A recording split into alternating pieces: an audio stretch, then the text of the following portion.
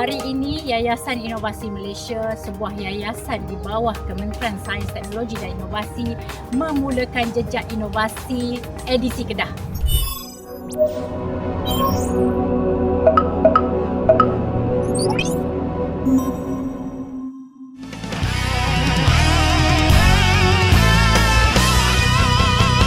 Jejak inovasi sosial Zon Utara.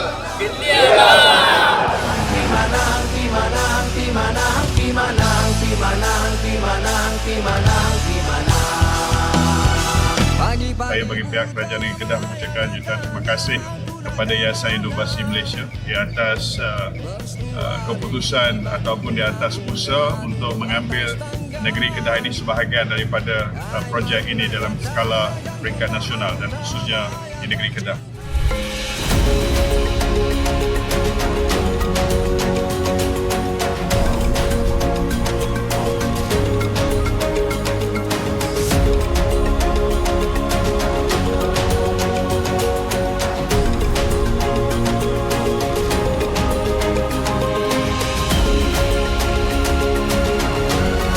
Jejak inovasi yang pertama adalah produk belacan.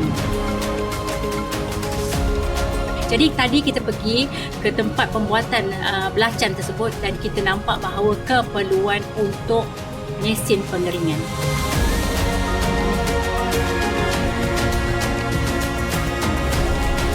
Produk kedua adalah produk kraft. Kita tahu bahawa kraft ini boleh dibuat dengan apa sahaja. Sama ada daripada bahan-bahan yang terbuang ataupun dengan kesenian yang ada, bakat-bakat kesenian.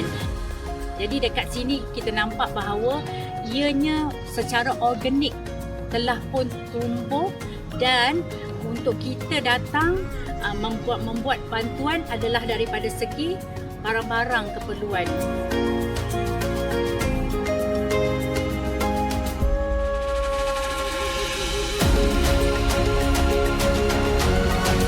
Jadi Puan Wani ni yang dikenali sebagai pembuat tanjak yang menggunakan brand Mika.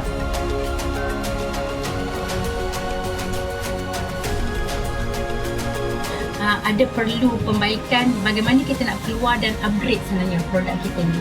Contoh yang tadilah saya nyatakan ialah kita tak siap buat macam ni supaya pasaran kita akan lebih keluar.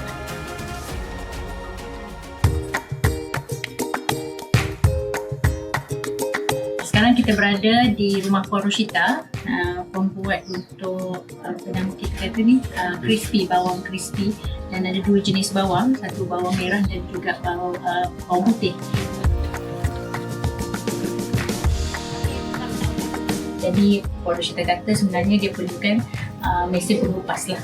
Sebab mesin pengupas tu memang another proses. Kalau kita nak tambah baik, saya nampak tadi mesin tu satu adalah sebenarnya dalam rumah ni sendiri boleh buat assembly line dia lah dalam bentuk yang lebih kecil. Maksudnya bermula dengan dia membasuh bawang tersebut sampailah dia menyiapkan kerja-kerja kat sini.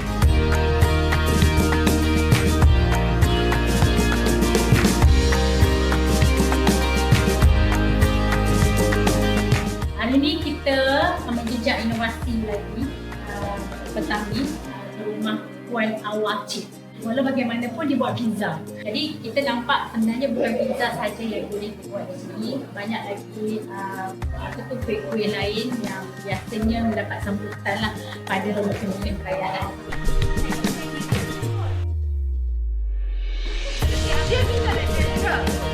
Bila kita tengok isu sambutan tu sangat baik dan juga isu tenaga pekerja.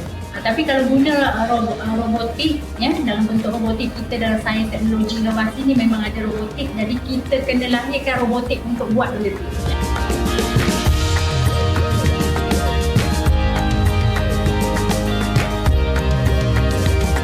Yang last sekali, terakhir untuk hari ini adalah pembuatan ketupat palas. Semua orang tahu pasal ketupat palas, tapi yang paling diperlukan isu adalah pembungkusan. Jadi kita nampak di sini bantuan yang patut kita buat adalah daripada segi mesin untuk mereka membuat bungkusan itu supaya nampak lebih komersial.